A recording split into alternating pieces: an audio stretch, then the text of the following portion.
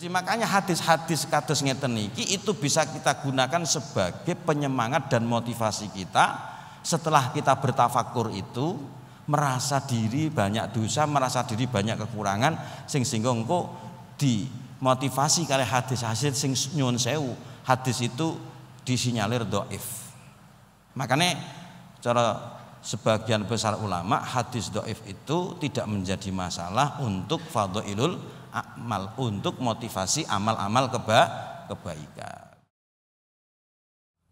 Assalamualaikum warahmatullahi wabarakatuh. Nawaina taqarruban ila Allah ta'ala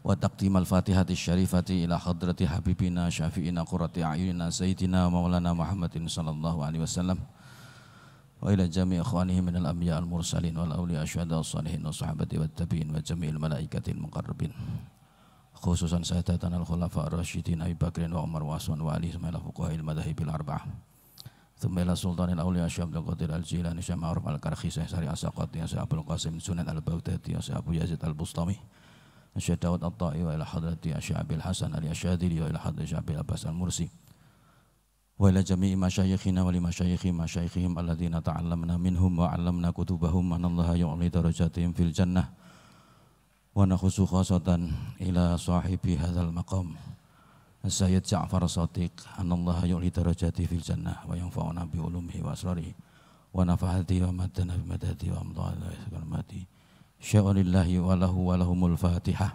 A'udzu billahi minasyaitonir rajim. Bismillahirrahmanirrahim. Alhamdulillahi rabbil alamin arrahmanir rahim maliki yaumiddin.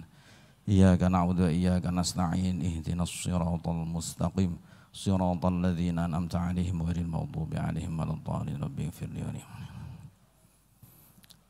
Bismillahirrahmanirrahim.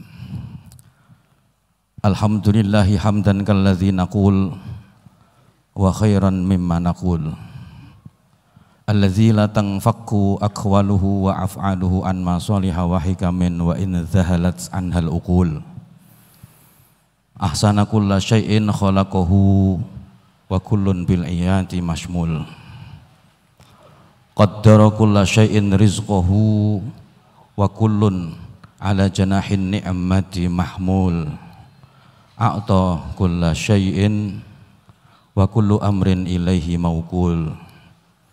Assalatu wassalamul atammanil akmalani ala khairir rusul rahmatuhu alal umami ma tazul wa ala alihi wa ashabihi alladzina nalu bisyarafi suhbatihi kulla marjuwin wa ma'mul amma ba'd. Siyadatal kurama wan nujaba yang senantiasa kita hormati, para kiai, masyayikh, sesepuh, tokoh agama, wabil khusus pada yang senantiasa kita hormati, Ketua Yayasan Masjid dan Makam Menara Udus, Bapak Kiai Fathan, dan kepada senantiasa yang kita hormati semua guru-guru kami, ya. Alhamdulillah, syukurillah. Tidak lupa juga kepada hadirin hadirat yang ada di majelis ini maupun yang ada di menyaksikan, ya, live streaming pada malam hari ini. Hafizakumullah. Alhamdulillah wa syukurillah. Tiada kata yang pantas untuk senantiasa kita haturkan kepada Allah atas segala limpahan nikmat, kecuali kita berusaha untuk semampunya untuk mengimbangi nikmat yang telah diberikan, meskipun pada kenyataannya kita tidak akan pernah mampu. Tapi ala kulli hal, nikmat ini harus kita imbangi dengan syukur biqaulina alhamdulillahirabbil alamin. Shalawat dan salam tidak lupa kita haturkan kepada junjungan Nabi kita, Nabi Agung Nabi Muhammad biqaulina Allahumma shalli ala sayyidina Muhammad. Semoga kita betul-betul diakui sebagai umatnya yang kelak berhak mendapatkan asy-syafa'ah di yaumil qiyamah. Amin Allahumma amin. Para jamaah hafizakumullah. Islam harus kita pahami bukan hanya sebagai entitas agama. Islam adalah merupakan kainatun diniyatun, entitas agama. Islam juga merupakan kainatun ijtimaiyatun, entitas sosial. Islam juga merupakan kainatun thaqafiyatun. Islam adalah entitas budaya. Islam kainatun ma'rifiyatun wa ilmiyatun, bahwa Islam adalah entitas ilmu pengetahuan. Islam yang selama ini kita selaku pemeluk agama Islam harus tahu bahwa Islam ini adalah sebuah wujud, yang mana wujud ini kita pahami sebagai bentuk agama. Di dalam agama Islam ini ada 3 hal pokok yang selama ini ketika kita belajar di bangku-bangku madrasah kita bisa menyimpulkan bahwa Islam sebagai entitas agama, 3 hal pokok yang sangat penting bagi kita adalah: pertama, bahwa Islam adalah nyun sewu niki bahasane rada angil, pattern of behavior, artinya bahwa Islam itu adalah pola perilaku. Kemudian yang kedua, bahwa Islam adalah ritual ibadah. Kemudian yang ketiga, Islam adalah keyakinan atau akidah. Pattern of behavior atau perilaku ini yang kemudian ditunjukkan dengan istilah akhlak. Lalu bisa juga ditunjukkan dengan istilah tasawuf. Lalu kemudian ritual ibadah ini yang kemudian ditunjukkan oleh kata syariah. Yang terakhir adalah keyakinan yang ditunjukkan dengan istilah akidah. Maka Islam itu adalah kesatuan dari akidah, kesatuan dari syariah, kesatuan dari akhlak. Islam adalah kesatuan dari ilmu tauhid, Islam adalah kesatuan dari ilmu fikih, Islam adalah kesatuan dari ilmu tasawuf. Perkawis menika, ya, perkara ini harus kita pahami secara menyeluruh, dan kita tidak boleh hanya melihat Islam dari satu sisi saja.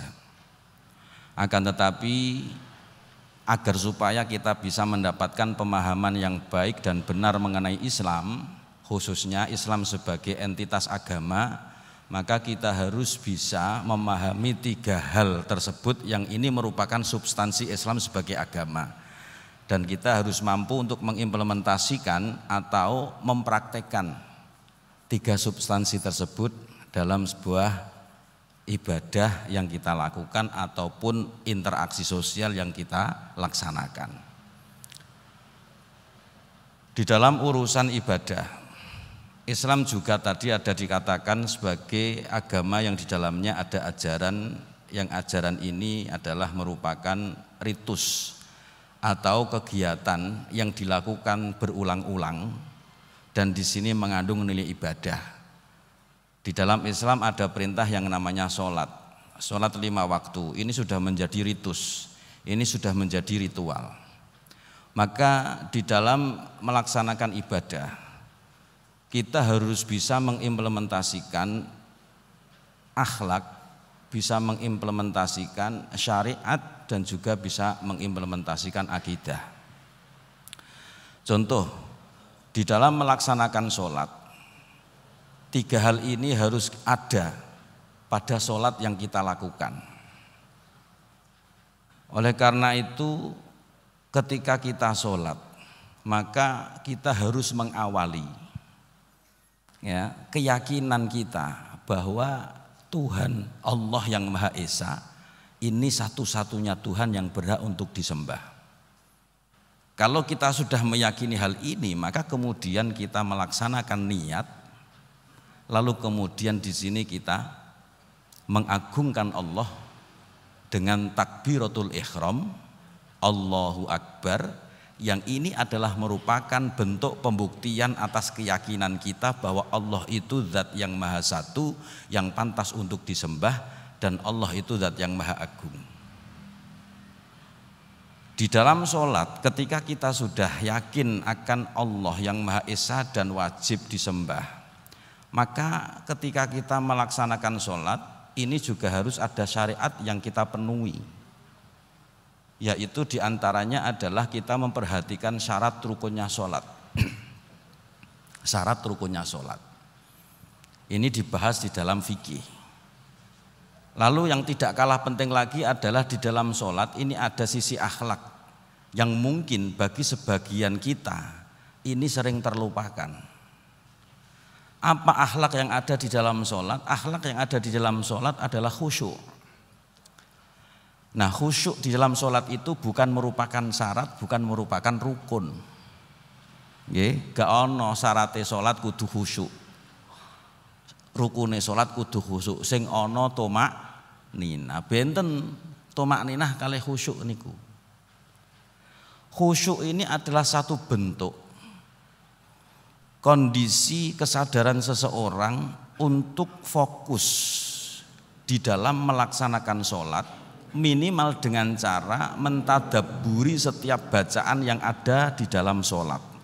Ini namanya khusyuk. Khusyuk tidak difahami sebagai satu bentuk keadaan yang di situ orang yang sedang sholat itu hanya diperintahkan untuk ingat kepada Allah saja, tidak boleh ingat yang lain. Ini sesuatu yang tidak akan pernah ada orang yang bisa melakukannya.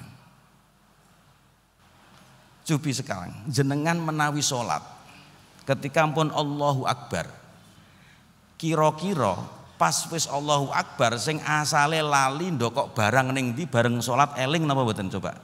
Eling. Makanya Kanjeng Nabi niku dipun riwayataken nate ngendika, idza nasitum fa aqimis shalah. Nek kowe lagi lali, ndang dirikan sholat. Nah, berarti ketika kula panjenengan sholat, kemudian terlintas dalam benak pikiran kita, mau aku bar ndokok barang, oh ternyata barangnya ning dhuwur lemari kae dadi eling. Itu hal yang manusiawi dan itu tidak sampai membatalkan apa? Sholat. Tapi akhlak yang harus kita perhatikan di dalam sholat ini adalah khusyuk. Minimal ketika kita sholat, kita menghayati, mentadabburi setiap bacaan yang ada di dalam sholat, entah itu bacaan yang fardu ataupun bacaan yang di luar fardu. Kados donga iftitah kita hayati. Di situ ada inna sholati wa nusuki wa mahyaya wa mamati lillahi rabbil alamin. Ini kalau memang kita hayati, berarti kita ini betul-betul dalam posisi yang sadar penuh bahwa kita ini mempersembahkan hidup kita, ibadah kita hanya untuk sholat. Bahkan mati kita hanya untuk Allah, kita persembahkan hanya untuk Allah. Ini akhlak. Pun demikian ketika di dalam relasi sosial, kita diharapkan bisa mengimplementasikan 3 substansi Islam sebagai entitas agama. Misalkan ada satu kasus, misalkan wonten rencang, ada teman kita yang butuh bantuan kepada kita. Dia datang ke rumah kita, kemudian berkata, tolong saya sedang membutuhkan bantuan. Ini saya punya properti, tolong sampean beli. Dulu saya punya properti ini, saya beli dengan harga 500 juta misalkan. Saya datang ke sini untuk minta tolong jenengan mau membeli properti saya.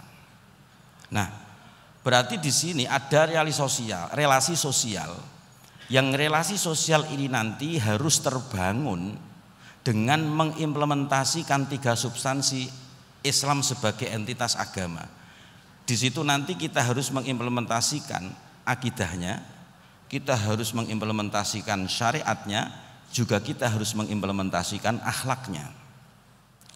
Lalu bagaimana kita mengimplementasikan 3 itu dalam relasi sosial seperti kasus yang tadi saya sampaikan?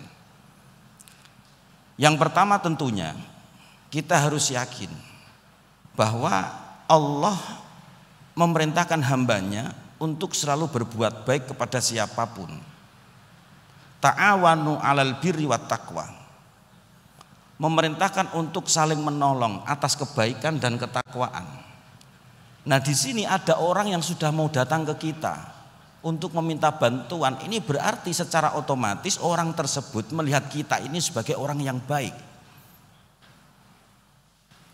Tidak mungkin ketika orang tersebut datang ke kita untuk minta bantuan dan dia punya keyakinan bahwa kita ini orang yang jahat, maka tidak mungkin dia akan mau datang. Anane gelem teko ning nggone awak dhewe iki ya mergo ndekne sudah menilai kita bahwa kita ini orang yang baik. Nah, disinilah kemudian kita harus yakin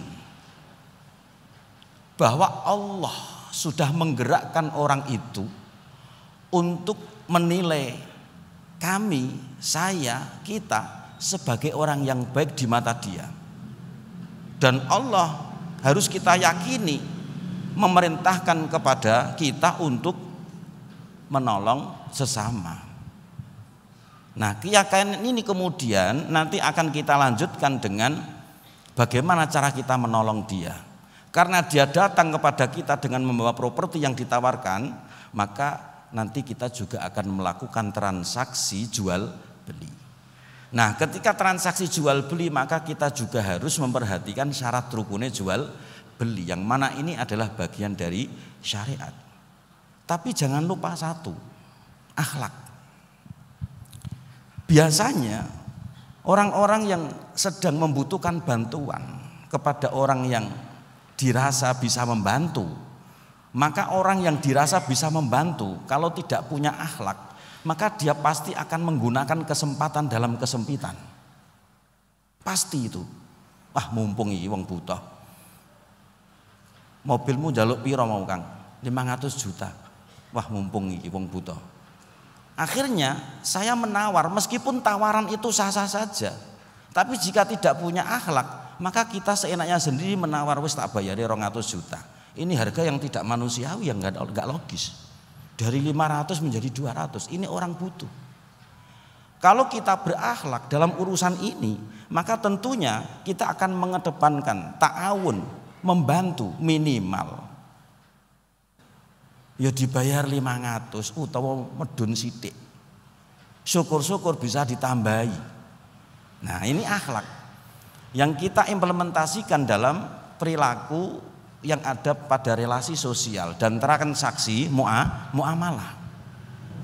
Nah, ini kadang seringkali dilupakan bahwa 3 substansi Islam sebagai entitas agama ini harus betul-betul bisa kita implementasikan dalam ibadah maupun di dalam muamalah. Nah, lalu kemudian Islam sebagai entitas sosial. Nah, ini kula panjenengan sedaya niki dipun ciptakaken Allah sebagai makhluk yang tidak akan bisa berdiri sendiri tanpa melibatkan orang lain di luar diri kita. Maka manusia itu diciptakan sebagai makhluk sosial, zon politikon. Makanya wongku gak kena merasa bahwa aku mampu urip dhewean, ndak akan pernah bisa. Iku nyalai kodrat. Karena kodratnya menungso iku sebagai makhluk sosial, maka ketika dia hidup pasti akan membutuhkan orang lain. Contohnya nalika kula panjenengan sedaya memahami siklus kehidupan. Nggih. Saya orang hidup ini butuh makan. Selaku orang Indonesia, makanan pokok kita adalah beras. Berarti di sini kita butuh petani yang menanam beras. Nah, beras yang ditanam petani setelah dipanen tidak akan sampai kepada kita jika tidak ada yang mendistribusikan. Maka di sini kita butuh orang yang berprofesi sebagai sopir, yang profesinya mengangkut barang-barang hasil panen untuk didistribusikan. Makanya nyun sewu, siklus kehidupan ini harus kita pahami bahwa kita itu memang betul-betul orang yang, mohon maaf, butuh kepada siapapun. Ya, maka jangan jadi orang yang merasa bahwa dirinya itu sudah cukup dengan dirinya sendiri.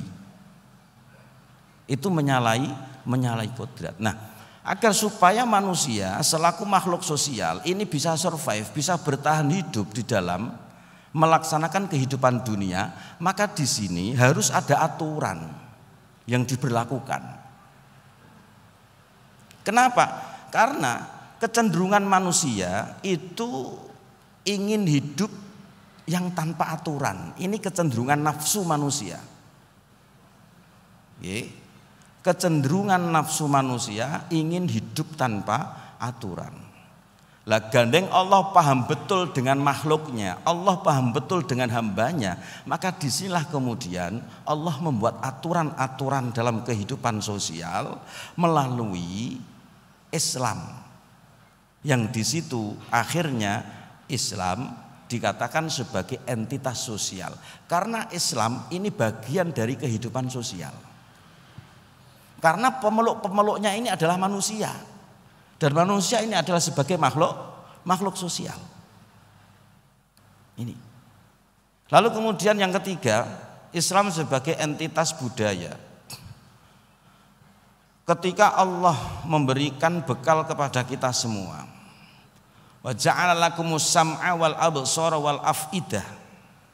Allah itu membekali kepada hambanya 3 modal pokok yang sangat determinan, sangat penting, sangat pokok.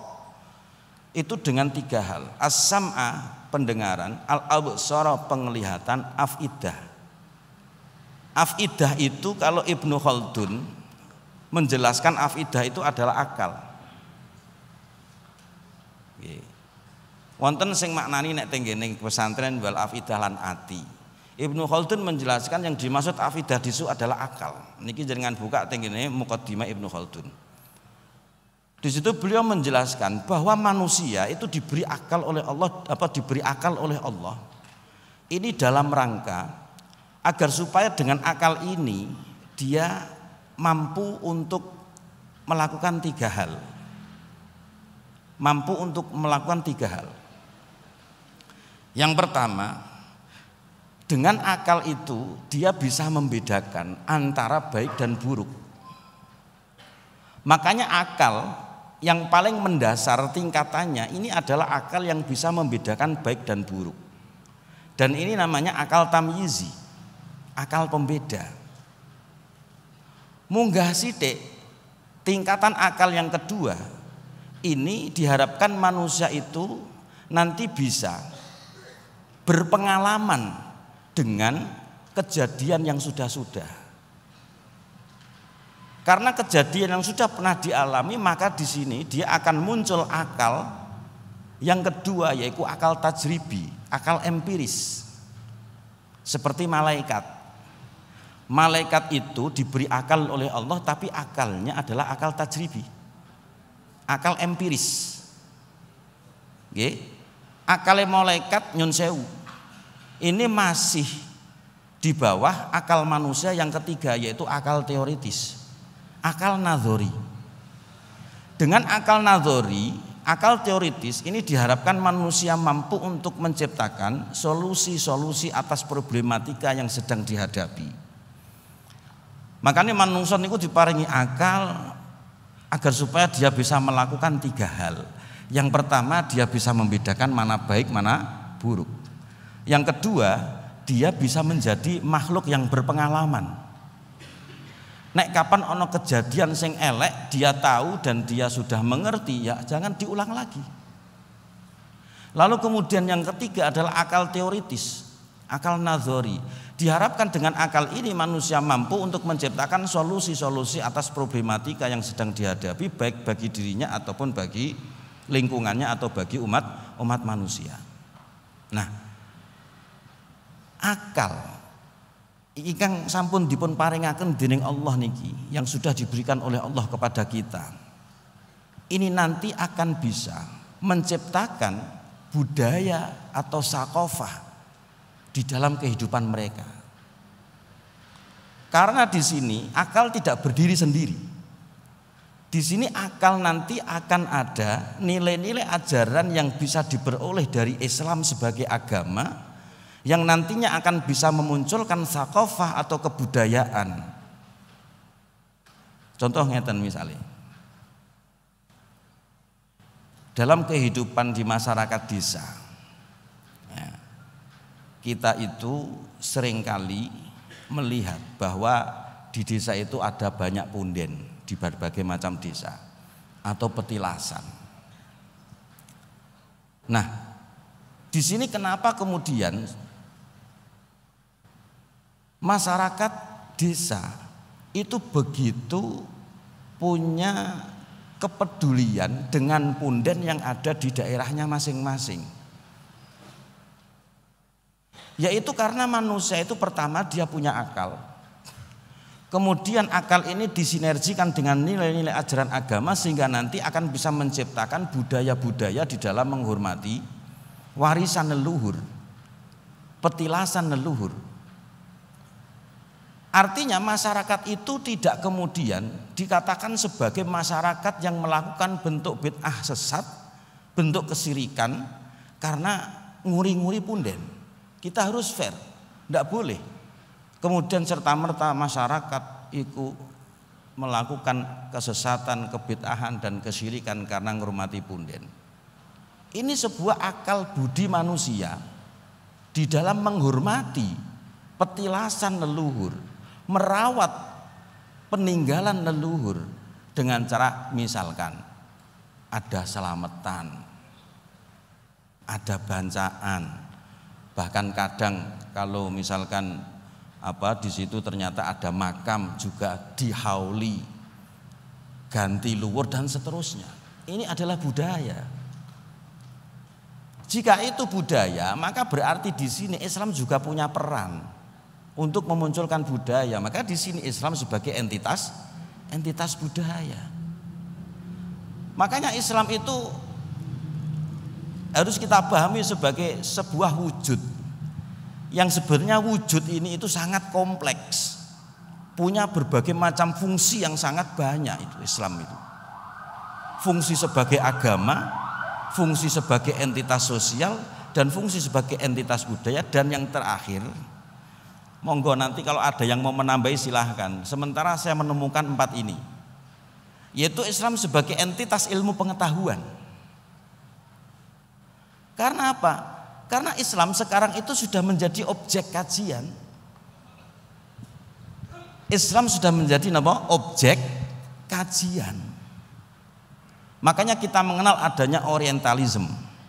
Orientalism ini adalah kegiatan-kegiatan orang barat ya, yang ingin tahu tentang masyarakat timur, khususnya yang terkait dengan agama masyarakat timur, yang kebetulan mayoritas masyarakat timur itu agamanya adalah agama Islam. Sehingga di sini Islam menjadi objek kajian bagi orientalism. Dan sebaliknya ada oksidentalism, yaitu kegiatan orang-orang timur untuk melihat bagaimana orang-orang barat dalam beragama. Maka namanya ilmu istighrab. Namanya ilmu istighrab atau oksidentalism.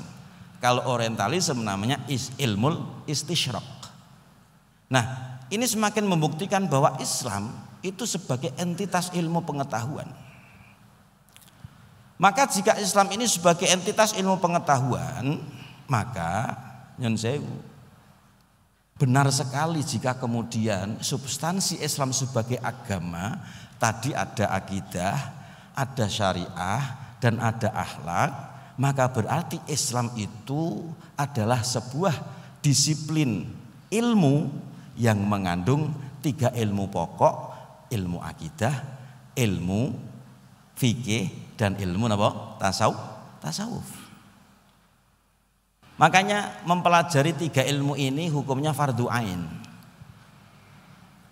Jenengan ngaji akidah tauhid, nek cara wong Nahdliyin nggih, santri-santri ketika ngaji tauhid agar supaya dia betul-betul mengenal Allah dengan baik, maka diajarkan muktakot 50. Nggih napa mboten? Sifat wajib Allah ana 20, sifat muhale Allah ana 20, sifat wajib Rasul ana 4, sifat jaise muhale Rasul ana 4, sifat jaise Allah 1, sifat jaise Rasul 1. Ini adalah sebuah terobosan yang sangat-sangat brilian yang dilakukan oleh ulama di dalam mengenalkan generasi kepada Tuhannya. Oh niki. Sakniki nek misale kula panjenengan sedaya wis diwenehi pengertian bahwa Allah iku duwe sifat wajib Allah ana 20, wujud kidam baqo mukhalafatul hawadits, kan akhirnya kita tahu bagaimana Allah. Meskipun kita tidak pernah bisa melihat sosok rupa Allah di dunia ini dengan mata kepala kita, tapi kita dikenalkan oleh guru-guru kita dengan adanya muktakot 50. Niki sing paling ampuh untuk mengenalkan generasi kepada Tuhannya. Berbeda lagi ketika orang-orang Wahabi Salafi mengenalkan Tuhan kepada generasinya itu dengan trilogi tauhid. Trilogi tauhid niku ana tauhid rububiyah, tauhid uluhiyah, tauhid asma wa sifat. Dan ternyata implikasi dari trilogi tauhid ini itu sangat bahaya. Bahayane napa? Ya akhirnya mereka selalu mudah untuk menuduh orang-orang Islam yang lain sebagai pelaku syirik, pelaku sesat. Niki konsekuensi dari trilogi tauhid niki, dan ini sayangnya di dalam buku-buku akidah di sekolah-sekolah MTS, MA itu ada dimasukkan, itu nggak tahu sing kecolongan sopoi. Dan itu dibantah oleh banyak ulama. Ini yang mencetuskan ini adalah Ibnu Taimiyah. Tanpa kita menghormati keluhuran keilmuannya Ibnu Taimiyah. Tetap Ibnu Taimiyah sosok ulama yang alim, harus kita hormati. Tapi ini pendapat beliau ini banyak sekali ditentang oleh ulama tentang trilogi tauhid ini. Makanya muktakot 50 itu adalah yang sangat-sangat baik sekali dan tepat untuk mengenalkan generasi kepada Tuhannya. Artinya agar supaya dia kenal kepada Tuhannya, maka ada ajaran muktakot 50. Disiplin ilmu fikih, apa ilmu tauhid. Lalu ada lagi disiplin ilmu fikih. Ini kita juga wajib belajar, fardu ain. Saya yakin masih banyak sekali ditemukan di akar rumput masyarakat awam yang masih belum memahami fiqhus syam, fikih puasa. Masih banyak sekali di akar rumput masyarakat awam yang belum bisa memahami fiqhus sholah, yang belum bisa memahami fiqhus zakah. Yang sedang kita jalani saja ini, contoh misalkan fiqhus syam. Sesani kalau tangklet, ada orang yang mandi di siang hari sewaktu dia masih puasa, dan mandinya ini bukan mandi sunnah, juga bukan mandi wajib. Contohnya dos pundi, kula jenengan bar ka sawah kepanasan terus gebyar-gebyur, niku mboten mandi sunnah, nggih mboten mandi wajib, tapi litabarrut. Mari ngono klebon banyu senajan gak jarak, batal mboten posone? Gak jarak lho, batal mboten? Batal, Pak. Oh niki. Mergo apa? Mergo aduse ora adus sunnah utawa ora adus wajib. Tapi nek jenengan aduse adus sunnah, aduse adus wajib, jenengan kelebonan banyu syaratnya gak sengaja lho nggih, mboten batal. Tapi nek aduse adus sing ora fardu, ora wajib, ora sunnah kok keblon banyu, batal posone. Lho niki kedah ngertos. Dene sing wis ya wis. Nah, saiki dadi ngerti ya kudu hati-hati. Nah niku contohnya fiqhus syam. Nggih. Lajeng malih ilmu tasawuf. Ini juga sudah menjadi satu disiplin ilmu yang wajib kita pelajari secara fardu ain. Wajibnya wajib individual, mboten wajib kifayah, mboten wajib komunal. Masing-masing individu umat Islam itu harus belajar ilmu tasawuf. Nah, ilmu tasawuf, nama tasawuf sendiri itu adalah ismun hadisun lima'nan qadimin. Tasawuf itu nama yang baru, tidak ada di zaman Rasulullah, tapi maknanya sudah sejak zaman dulu dan sudah terpraktekkan oleh Rasulullah. Maka di sini kita tidak boleh terpancang dengan sebuah nama. Kan banyak sekali yang membid'ahkan tasawuf. Tasawuf dibid'ahke gara-gara apa? Tasawuf gak ono ning ngene zamane Kanjeng. Padahal tasawuf itu adalah hanya sekedar nama yang makna dan prakteknya itu sudah ada sejak zaman Rasul. Dipun ngendikaaken saiki tasawuf ki apa? Kowe jenengan nek kepengin ngertos iki tengene kitab Awariful Ma'arif karangane Imam As-Sahrawardi. Tasawuf niku definisinya itu 1000 lebih orang yang berusaha untuk mendefinisikan tasawuf itu apa. Wonten 1000 luwih Pak definisine. Makanya tasawuf tidak akan pernah bisa selesai didefinisikan. Keranten napa? Keranten tasawuf niku hubungane nggih kelawan akhlak. Tasawuf niku hubungannya kelawan suluk, perilaku. Dan tasawuf itu hubungannya dengan akidah atau tauhid. Pokoknya nek kapan nggih lepas dari 3 ini, maka nggih ndak bisa dikatakan tasawuf. Contoh nggih, ilmun bihi tasfiyatul bawatini min kuduratin nafsi fil mawatini wonten sing mendefinisikan kados mekaten. Tasawuf itu adalah ilmun bihi tasfiyatul bawatini, yaitu ilmu yang dipelajari dalam rangka untuk bisa membersihkan bangsa jeroane menungso. Nggih menika sing terkait karo hati. Min kuduratin nafsi fil mawatini, dibersihkan dari kotoran-kotoran nafsu yang ada di berbagai tempat yang ada di dalam hati. Jadi makanya tasawuf niku nek cara Syekh Muhammad Said Ramadan Al-Buti tenggene kitab Syarah Hikam, ketika beliau mensyarahi kitab hikamnya Ibnu Athaillah As-Sakandari, di dalam muqaddimah beliau sudah menjelaskan bahwa tasawuf yang sedang diketengahkan oleh Syekh Ibnu Athaillah As-Sakandari itu tidak bisa lepas dari 3 hal. Hikmahnya Ibnu Athaillah As-Sakandari karena ini adalah tasawuf itu tidak bisa lepas dari 3 hal. Ya tauhid, ya akhlak, ya suluk. Tauhid pun ngertos, akhlak pun ngertos. Suluk niku napa? Suluk niku perilaku. Dan perilaku ini dengan menggunakan pedoman apa? Akhlak ingkang sae. Niki. Nah, ketika tasawuf menjadi satu disiplin ilmu yang wajib individual kita pelajari, maka di akhir zaman kados mekaten ilmu tasawuf ini semakin menemukan arti pentingnya di tengah kehidupan masyarakat. Keranten ilmu tasawuf secara umum meskipun manteh anton pembagian, meskipun nanti ada pembagian dilihat dari para pakar-pakar tasawuf atau orang-orang sufi ya.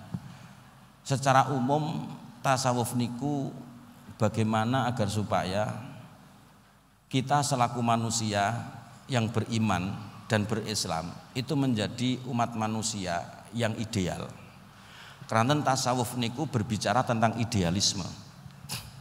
Berbicara tentang idealisme. Kados wau lho salat. Jenengan salat wis sing penting netepi syarat rukune. Ora peduli akhlak adabe. Sah napa mboten? Sah nggih? Sah. Jenengan ora khusuk salate sah tetep. Iku secara fikih. Maka ketika kita berbicara tasawuf, maka tasawuf itu ideal. Nek cara tasawuf yang kok dhisik harus kita sempurnakan dengan adanya memperhatikan adab atau akhlak yang ada, yaitu khusyuk. Ini berbicara tentang idealisme tasawuf itu. Dan ini memang perlu proses. Nggih. Aja terus kemudian berpikiran, biasanya tiang-tiang desa niku ngeten. Aku jeh enom kok mbok ngaji tasawuf. Justru dari muda kita harus belajar tasawuf itu dari muda. Ya, kita kenalkan generasi-generasi anak-anak kita tentang tasawuf. Agar supaya ketika dia nanti sudah dewasa itu mudah. Nggih. Pramila dipun ngendikaaken menawi mboten lepat niku Imam Junaid Abul Qasim Junaid Al-Baghdadi.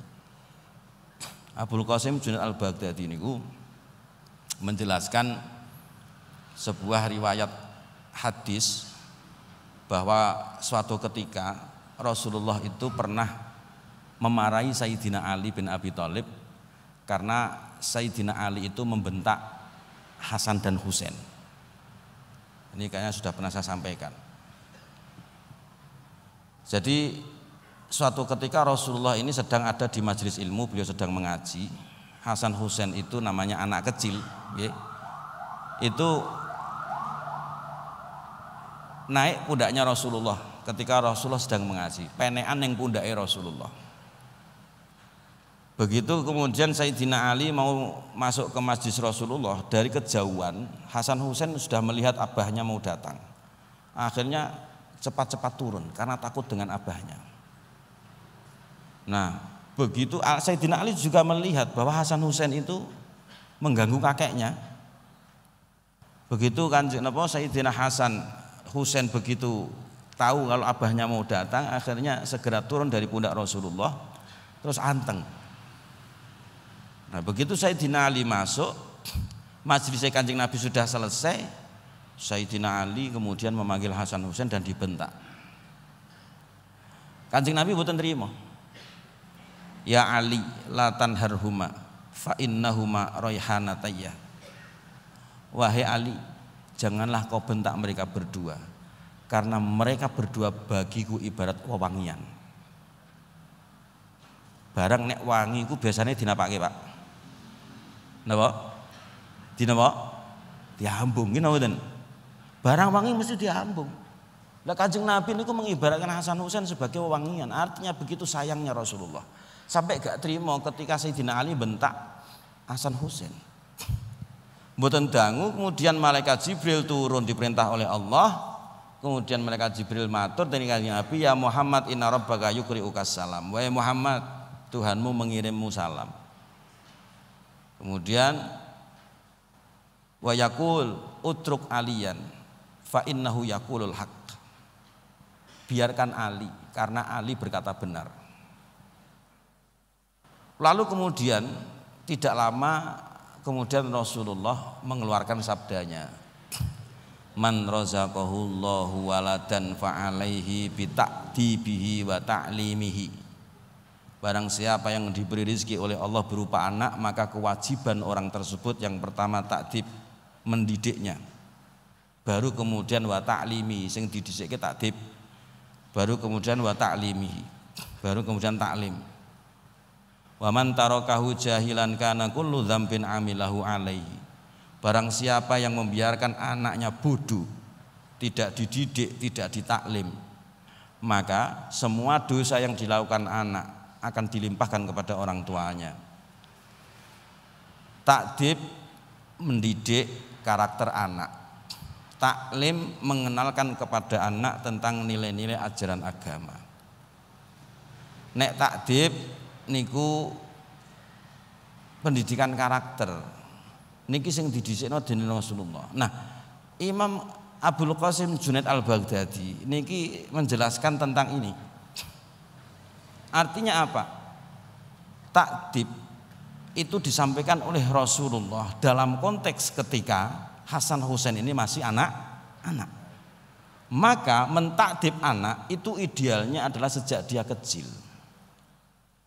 Agar supaya nanti ketika dia dewasa, ini nanti akan mudah untuk melakukan akhlak-akhlak yang baik dan kebaikan-kebahagiaan yang lain. Ini ngendikane Imam Abul Qasim Junaid Al-Baghdadi.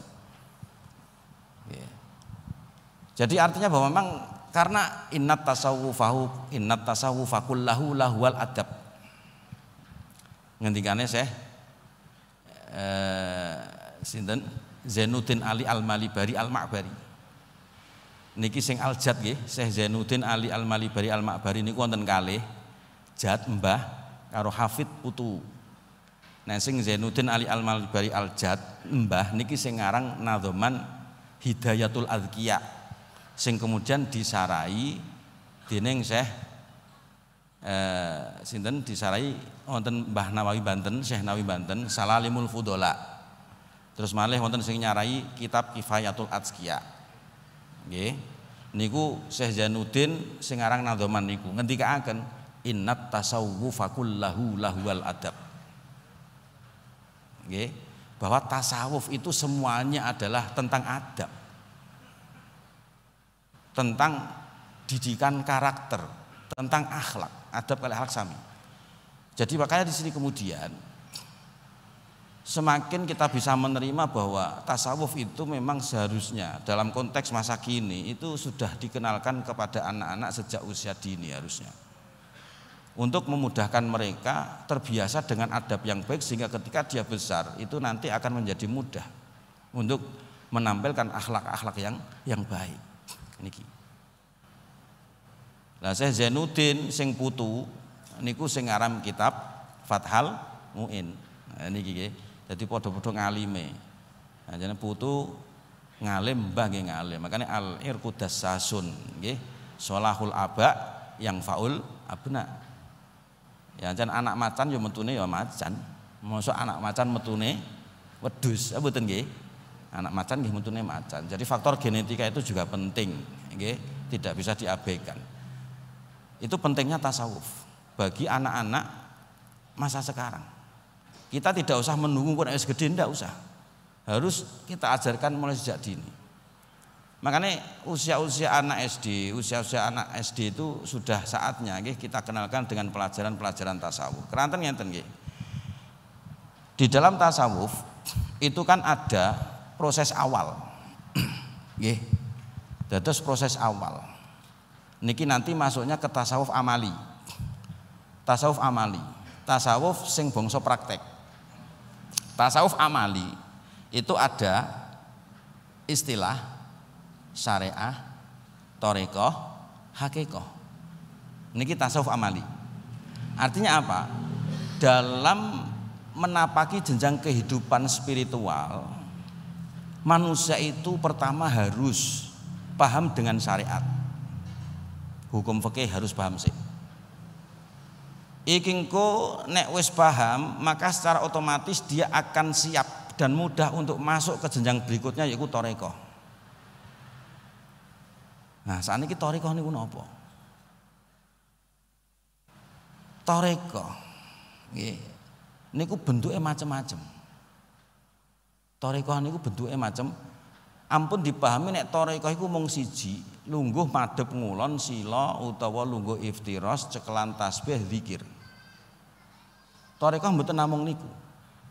Makanya dipun ngendikaken dening Syekh Zainuddin Ali Al-Malibari walikulli wahidihim thariqun min turuq yahtaruhu nggih yahtaruhu fayakunu min dza wasila. Jadi setiap masyayikh guru itu punya thariqah yang berbeda-beda yang dipilihnya. Dan dengan thariqah atau metode inilah dia bisa wusul kepada Allah. Ana sing thariqahe kajulusihim bainal anami murabbiya wa kakasratil adzkari was saumis shalah. Ana thariqah jenenge thariqah lungguh ngadep dampar mulang. Mulang niku nggih termasuk napa? Thariqah. Wa kakasratil auradi wa dzikris shalah. Ana meneh thariqah sing sakliyane mulang. Apa?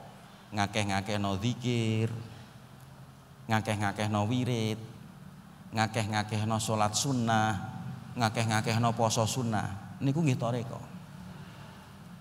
Wonten malih thariqah sing aneh. Wa ka khidmatin linnasi wal hamlil khatab. Litasadduqin bimuhassalin mutamawwala. Ana meneh tarekah yaiku khidmatun linnas. Pelayan publik. Nah niki misale wonten wong sing kerjane teng ngene kantor pemerintahan melayani publik, nek diniati kanthi sae iku tarekah. Diniati karena Allah dadine napa? Tarekah. Khidmatun linnas. Kula gadah guru namipun Syekh Syukri Al-Luhafi. Allah yarham. Syekh Syukri Al-Luhafi itu punya kebiasaan. Beliau itu punya masjid. Ketika mau jamaah, sadurunge jamaah niki salat, niku beliau itu melayani para jamaah dengan cara napa? Diwenehi unjukan mubeng. Beliau ambil ceret dan bawa satu gelas, mulai dari pojok kiri, nggih. Beliau ngesoki gelas, dilungno siji-siji Pak sampai muter sak rampunge. Nek durung rampung gurung jamaah. Niku saya Syukri Al-Luhafi. Lah ini adalah bagian dari tarekah khidmatun linnas. Nggih. Kober-kobere ngesoki gelas. Nggih, dilungno siji-siji jamaah sak anane iku kebagian kabeh. Gak ana sing wani nolak mergo niki Syekh Syukri Al-Luhafi. Nah, ini berarti khidmatun linnas. Utawi misalnya kula panjenengan ini bekerja di kantor yang melayani publik. Ini nanti akan bisa menjadi nilai tarekah nek kapan niate kula panjenengan sae. Lillahi taala. Harus melibatkan Allah di dalam pekerjaan kita. Maka ini akan bernilai tarekah. Wonten malih wal hamlul hatab, wa hamlil hatab. Tarekah niku iprek-iprek kayu, Pak. Golek kayu. Tujuannya apa? Litasadduqin, untuk disedekahkan. Bimuhassalin, dengan hasil menjual kayu yang dicari tadi. Nggih, mutamawwala. Mensedekahkan hasil penjualan kayu yang dicari tadi yang memiliki nilai harga, disedekahkan. Sebagian kanggo kebutuhane dhewe nggo masak, sing sebagian nggo sedekah. Lah niki berarti memasukkan tijarah jenengan dagang ning pasar. Iki nggih tarekah. Asal bener. Niate bener. Dadi napa? Bernilai tarekah. Adapun ketika tarekah niku zikir, wirid, madhep kiblat, nggih. Terus kemudian nggih tarekah syadziliyah, wonten tarekah qadiriyah. Nggih. Naksabandiyah niku adalah tarekah yang formal. Tarekah sing formal. Wonten malih tarekah sing mboten formal dipun contohake niki wau, mulang niku tarekah. Nggih, iprek-iprek kayu ya tarekah, dagang ya tarekah, pelayanan publik ya tarekah. Nah, ini garek masing-masing. Artinya begini loh. Kula panjenengan sedaya sebenarnya punya kesempatan untuk masuk pada tarekah. Nah, kanggone santri sing ijeh berproses tarekah apa? Nggih khidmah. Khidmah ring sapa? Ya ning gurune niku tarekah. Nggih, makanya Syekh Muhammad ngendika sabatul ilmi bil mudzakarah. Wa naf'uhu.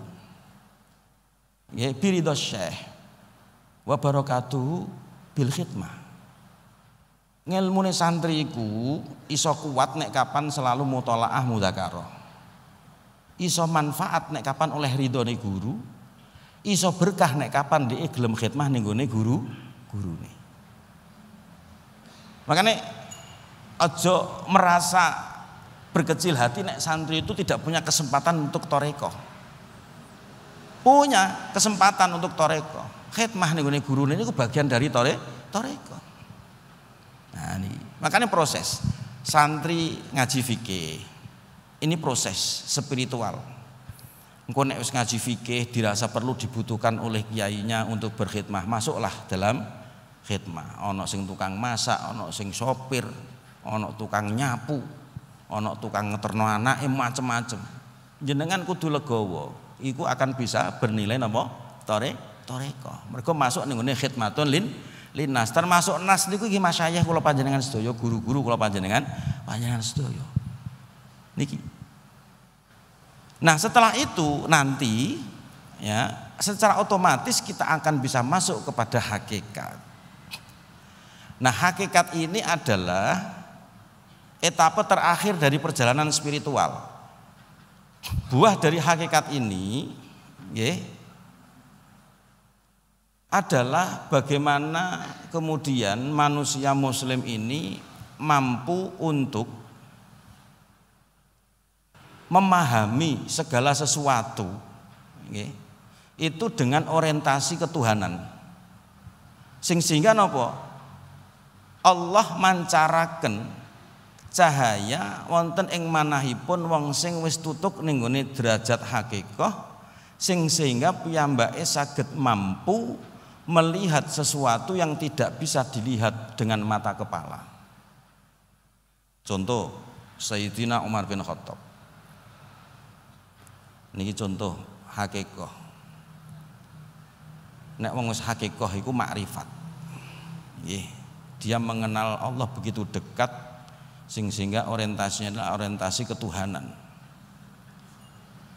Contohnya ngeten lho, prakteknya ngeten.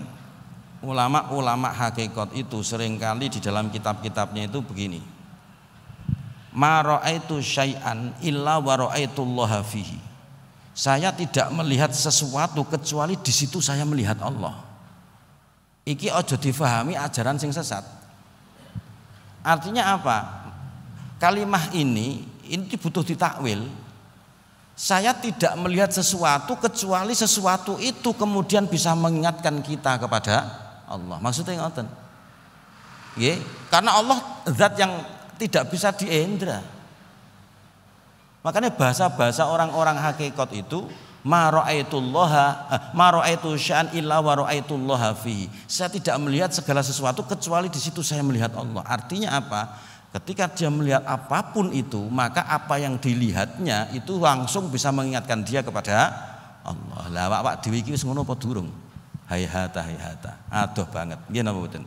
Nyun sewu kula pribadi niki. Ngerti wong sakmene akeh biasae gak eling pangeran.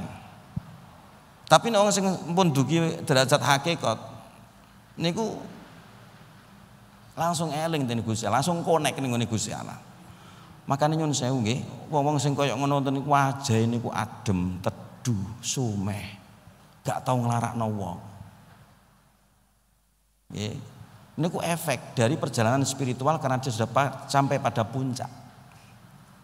Niki. Terus pramila perjalanan spiritual dalam tasawuf amali nggih niku wonten syariah, wonten thariqah, wonten hakikah. Ada lagi perjalanan spiritual dalam tasawuf akhlaki. Tasawuf akhlaki ini diantara orang-orang yang konsentrasinya pada tasawuf akhlaki niku Imam Al-Ghazali. Niku tasawufnya tasawuf akhlaki, pembinaan akhlak. Lalu kemudian Imam Ibnu Athaillah As-Sakandari niki termasuk tasawufnya adalah tasawuf akhlaki. Bagaimana generasi-generasi itu dibina akhlaknya dengan sentuhan-sentuhan ilmu tasawuf. Dengan sentuhan-sentuhan ilmu tasawuf. Contoh misalnya seringkali di dalam kitab Hikam Ibnu Athaillah As-Sakandari dipun ngendikaaken pilih mana fa'al qalba syai'un mislu uzlatin yadkhulu biha midana fikratin. Ora ana perkara sing iso manfaati ning gone ati kaya uzlah. Sing kanthi uzlah iku wong iso mlebu ning gone ruang tafakur. Nah niki sing sering dipun takokno. Gene ning gone tasawuf iku ana ajaran uzlah. Mau jare menungso iku dititahno Gusti Allah sebagai makhluk sosial. Butuh ning gone wong, ya butuh sesrawungan marang wong. Kenapa ning ngene tasawuf kok ana ajaran uzlah? Uzlah niku dikon apa? Mencil, dikon dhewe. Niki sebenarnya uzlah yang ada di dalam tasawuf itu bukan dalam rangka kita diperintahkan gak oleh sesrawungan karo wong. Niku mboten mungkin. Wong menungso iku butuh serawung secara kodrati niku. Lah kok dilarang ning ngene ilmu tasawuf mergo ajaran uzlah. Makanya ngendikane Syekh Ibnu Athaillah As-Sakandari, uzlah sing yadkhulu biha midana fikratin, yaitu uzlah yang dengan uzlah itu dia akan bisa masuk pada ruang kontemplasi, ruang tafakur, sehingga dia bisa fokus ngene tafakur, bisa fokus oleh angen-angen, mikir-mikir.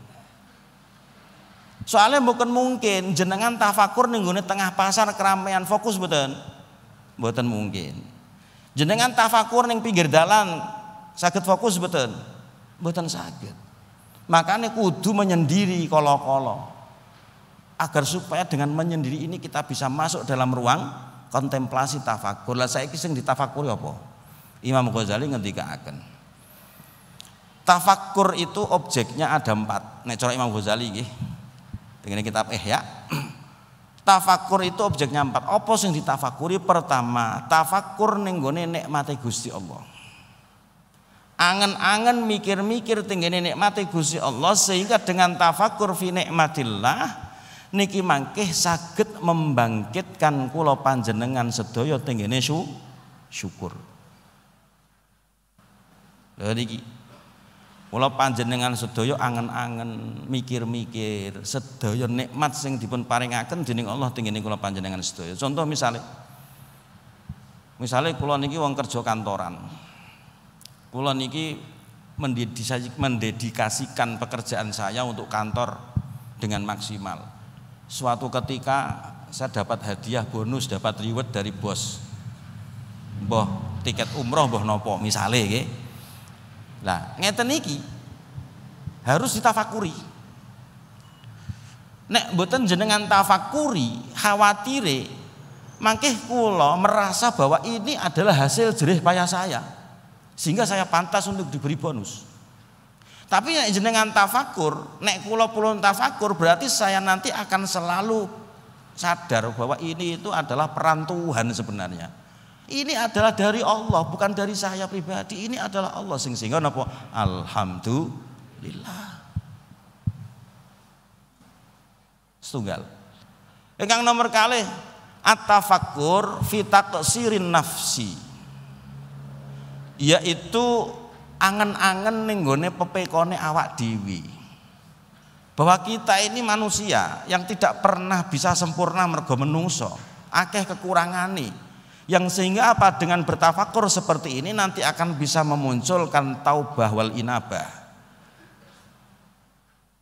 terdorong untuk selalu beramal, terdorong untuk gelem tobat, gelem bali marang Gusti Allah.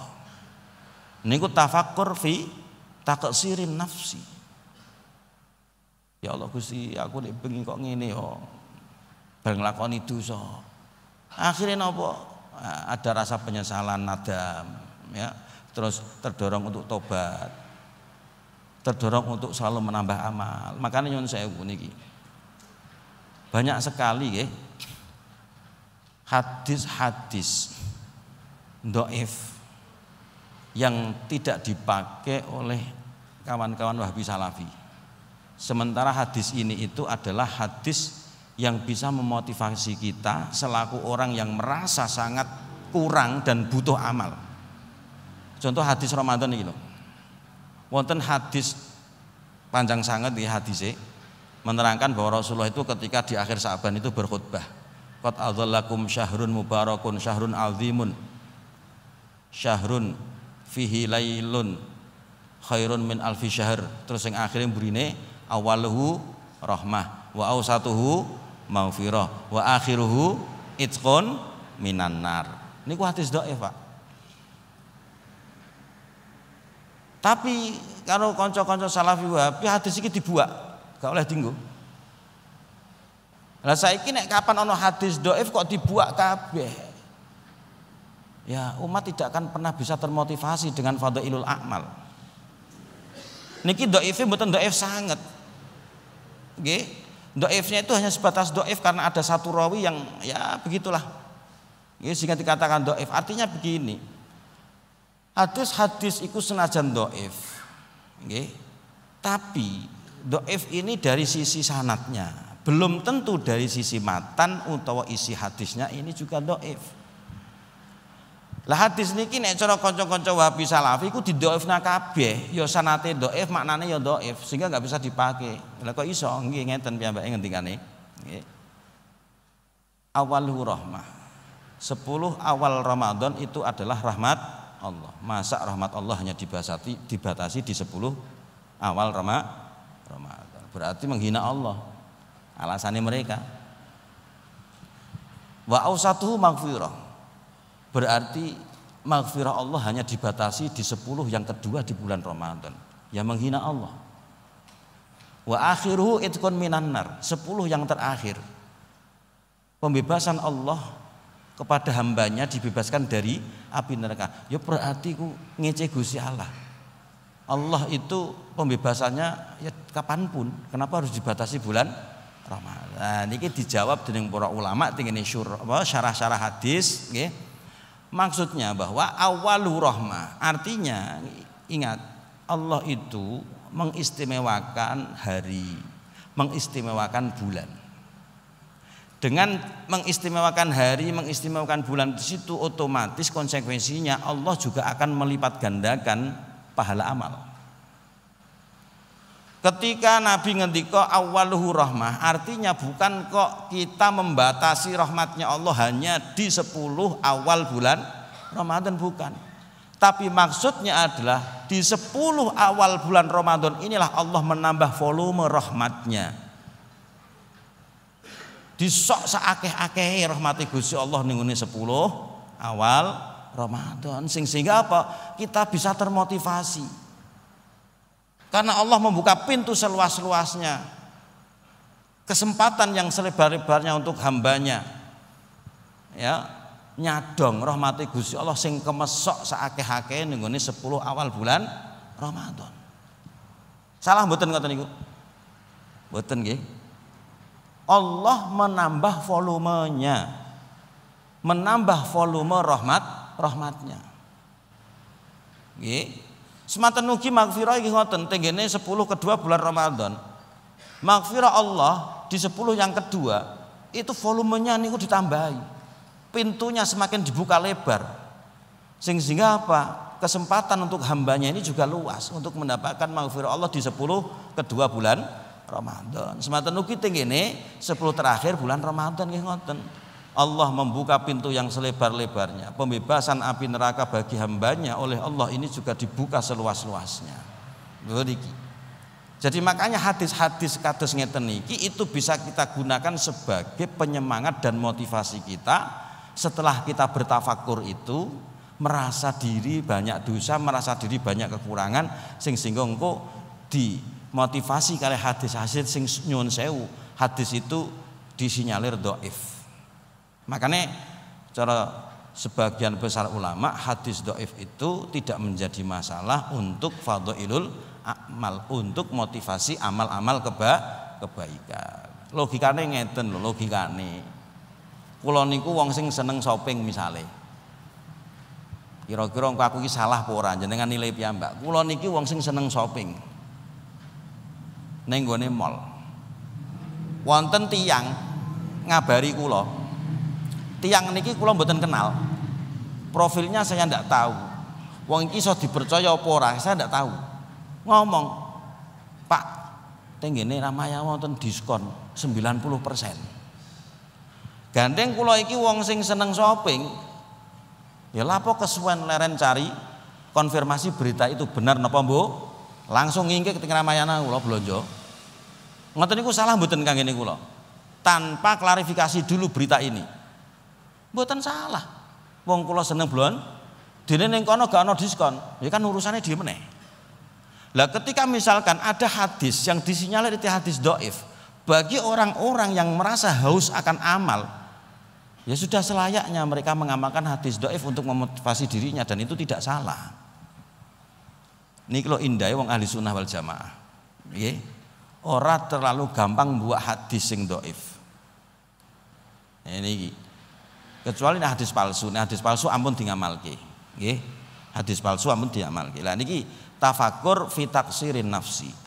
kontemplasi angen-angen ning gone sembronone utawa pepekone utawa kurange awak dhewe. Itu nanti akan bisa menumbuhkan atau bahwal inabah. Niki. Lajeng ingkang nomor 3, at-tafakkur fi wa'dillah. Mikir-mikir ning gone janjine Gusti Allah. Fayakunu minhu, nggih, fayakhruju minhu, nggih, ar-raghbah. Nek kula panjenengan sedaya gelem angen-angen janjine Gusti Allah, maka di situ kita akan muncul rasa senang untuk melakukan apa yang dijanjikan oleh Allah. Nggih, sapa wonge nggih sing iman lur amal soleh moko ndeke bakal mlebu swarga. Nah, misalnya janji-janjinya Allah itu banyak. Nggih, bagi orang-orang yang mau melaksanakan apa yang diperintahkan oleh Allah, Allah punya janji lah. Awak dhewe nek gelem tafakur ngene janji iki, maka kita akan muncul rasa roghbah kita. Senang kita untuk melakukan amal-amal yang dijanjikan oleh Allah, mendapatkan hadiah yang baik. Lalu yang keempat adalah at-tafakkur fi wa'idillah. Angen-angen tenggene napa ancamane Gusti Allah. Fayakhruju minhu ar-rahbah. Nek awak dhewe gelem angen-angen ancamane Gusti Allah, gelem tafakur ancamane Gusti Allah, maka yang muncul adalah rasa takut kepada Allah, tidak berani mendurhakai, bermaksiat dari larangan Allah. Nggih. Niki. Lah berarti iki butuh fokus tafakur niku lah. Ruang agar supaya bisa sarana agar bisa menghantarkan kita masuk pada ruang fokus inggih menika uzlah. Loh, pun jelas nggih, berarti uzlah itu ajaran tasawuf yang tidak bertentangan dengan kodrat manusia sebagai makhluk sosial. Uzlah iku dilakoni ora bendina. Kadang kala nek butuh mawon. Terus nomor kalih wonten malih zuhud. Nah niki kula contohke 3. Zuhud iku dipahami kebanyakan orang bahwa ajaran tasawuf yang berupa zuhud itu adalah kita diperintahkan untuk benci dan meninggalkan dunia secara totalitas. Niki dijelaske dening Syekh Zainuddin Ali Al-Maribari. Wa zahdutar ku ala qati qalbika nggih bil mali latar kul mali. Zuhud niku meninggalkan ketergantungan hati pada dunia, bukan membuang dan melepas harta secara total niku mboten. Niku zuhud. Zuhud iku wong sing iso nguwasani bondo, ora wong sing dikuasani napa bondo. Niku namanya bahasa simpelnya ngoten. Berarti zuhud tidak bertentangan dengan kodrat manusia yang diciptakan Allah punya kecenderungan senang pada harta. Lho seneng ya wajar wong menungso. Sapa sing ora seneng duit menungso sak donya niku Jenengan seneng duit apa geting duit, Pak? Seneng nggih, duweke gelem napa mboten? Nah, purun ra mesti. Lha ancen manusiawi niku. Zuinalin nasi hubus syahawati minan nisa'i wal banina wal qanatiril muqantarati minadz dzahabi wal fiddah niku pun dinas. Tapi meski ya kowe seneng bondo ning senengmu kudu dikontrol, aja sampai bondo iki nguasani awakmu tapi kowe kudu iso nguasani bondo. Makanya dipun ngendikaken al malu khadimun jayyidun wa sayyidun fasidun. Harta itu akan bisa menjadi pelayan kita yang baik. Tapi kalau jadi tuan kita, maka harta akan berbahaya. Lah nikulah zuhud. Awak dhewe iso nguasani bondo, ojo kok awak dhewe iki dikuasai bondo. Awak dhewe iki kudu iso ndadekno bondo sebagai pelayan, ojo sampai bondo iki dadi tuan. Napa melih teng zaman sakniki? Zaman sakniki semuanya niku butuh bondo. Meskipun bondo mboten segala-galanya, tapi segala-galanya butuh napa? Uang. Makanya dipun ngendikaken teng ngene syair nggih. Labudamin malin bihil ilmu mu'tali. La budda min malin bihil ilmu mu'tali. Wala budda min malin bihil ilmu mu'tali. Wa ilmin bila jahin kalamun mudayya'u. Ya. Wala budda min malin. Tidak boleh tidak, kita itu harus membutuhkan harta. Yang diharapkan dengan harta ini ilmu kita akan bisa menjadi tinggi. Loh. Ilmu kita diharapkan bisa menjadi tinggi. Wa ilmun bila jahin, ilmu tanpa pangkat, kalamun mudayya'u, akan menjadi obrolan yang sia-sia. Makanya nyun sewu. Wong ku nek kapan duwe ilmu kudu duwe pangkat, Pak. Aja mbok anggap pangkat iku elek, mboten. Mbok pangkat iku pangkat resmi ning pemerintahan, mbok itu pangkat yang ada di dalam status sosial. Wong sing ndek ilmu, sing ndek pangkat contohnya misalnya kiai. Mbok iku kiai langgar, kiai masjid, kiai kampung, niku ndek pangkat. Pangkatnya apa? Kiai. Mesti dihormati. Tapi nyun sewu, kiai sing duwe ilmu, duwe pangkat iku kudu duwe bondo, Pak. Nek gak ngono di remehno wong. Makane nggih ngilmu iku butuh bondo. Ilmu butuh butuh pangkat. Makane la buddha lil alimi min malin wajahin. Wong alim iku kudu duwe pangkat, duwe bondo. Jadi, maka terkadang nyun sewu zaman sakniki itu menjadi sesuatu yang niscaya nggih. Nyun sewu. Misale nyun sewu. Kiai alim. Ring di numpak sepeda ontel, sepedane weli, Pak. Wis kriyet ngontel sisan. Ning dalan kira-kira diajeni wong napa mboten? Nyun sewu. Awak dhewe ndelok kahanan sakniki lho. Kira-kira kiai sing ngoten niku diajeni wong mboten? Nek wong sing ora kenal lho nggih. Diajeni mboten? Dianggap sampah nyun sewu. Tapi nek kiai ku nyun sewu. Dia punya status kiai ning kampung. Tumpakane Alphard, Pak. Medun ning gone pintu napa makam Sunan Kudus, wong do ngrubung do salaman ngambung tangan. Nggih napa mboten? Ini fakta. Dados makane labudda li alimin min malin wajahin. Ya tapi ya kudune ya sing apik. Artinya sing apik iku nek ancen pengen duwe bondo sing apik, ya apik-apike bondo iku harus yakunu min hillihi, kudu halal. Niki ampun nipu wong. Nggih, ampun nipu wong. Nggih, dados niku contoh bahwa ajaran-ajaran yang ada di tasawuf iki masuk tasawuf akhlaki nggih.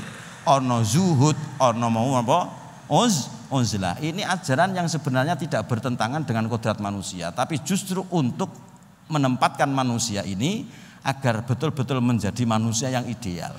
Nggih, mugi-mugi napa ingkang sampun kula aturaken saged manfaati lan mugi-mugi kula panjenengan sedaya dipun paringi pitulungan dening Allah Subhanahu wa taala saged ngimplementasikaken napa ingkang dados substansine agama kados napa ingkang sampun dipun aturaken kala wau. Amin Allahumma amin. Ala hadhihi wa ala kulli niyatin shalihah. Al-Fatihah. A'udzubillahi minasyaitonir rajim. Bismillahirrahmanirrahim. Alhamdulillahirabbil alamin arrahmanirrahim maliki yaumiddin. Iyyaka na'budu wa iyyaka nasta'in. Ihdinas siratal mustaqim. Bismillahirrahmanirrahim. Alhamdulillahirabbil alamin. Hamdan katsiran thayyiban mubarakan fihi ala kulli hal. Allahumma lakal hamdu syukra wa lakal mannu fadla wa anta rabbuna haqqa wa nahnu abduka riqa wa anta lam tazal lidzalika ahla. Shallallahu ala sayyidina Muhammadin salatan tamla'u khazainullahi fil ardi nura wa takunu lana walil mu'minin wal muslimin walil hadirina fi hadzal makan wa fi hadhihi sa'ah farajan wa farhan wa surura wa ala alihi wa ashabihi wa sallama tasliman katsira. Allahumma shalli ala sayyidina Muhammad wa ala alihi wa sahbihi salata abdin qallat hilatuh wa rasulullahi wasilatuh wa anta laha ya ilahi wa likulli karbin azimin fafarrij anna ma nahnu fihi bisiri. Bismillahirrahmanirrahim. Allahumma inna nas'aluka as-sihhah wal afwa wal afiyah wal mu'afatat daimah was salamah wal barakah wal istiqamah wa husnal khatimah. Allahumma inna nas'aluka bi annana nasyhadu annaka antallah la ilaha illa anta al-wahidul ahadul fardus samadul ladzi lam yalid wa lam yulad wa lam yakul lahu kufuwan ahad. Irhamna fi qada'i hawaijina wa taysiri umurina wa husuli maqasidina ya sa'atal hawa bis sama wa ya kabisal ardi 'alal ma wa ya wahidu qabla kulli ahadin wa ba'da kulli ahad. Irhamna fi qada'i hawaijina wa taysiri umurina wa husuli maqasidina ya hayyu ya qayyum bi rahmatika nastaghis aslih lana syu'unana kullaha wa la takilna ila anfusina tarfata 'ainin wal aqalla min dzalik. Allahumma innaka 'afuwun karim tuhibbul 'afwa fa'fu anna ya karim. Allahumma inna nas'aluka ridhaka wal jannah wa na'udzubika min sakhatika wan nar.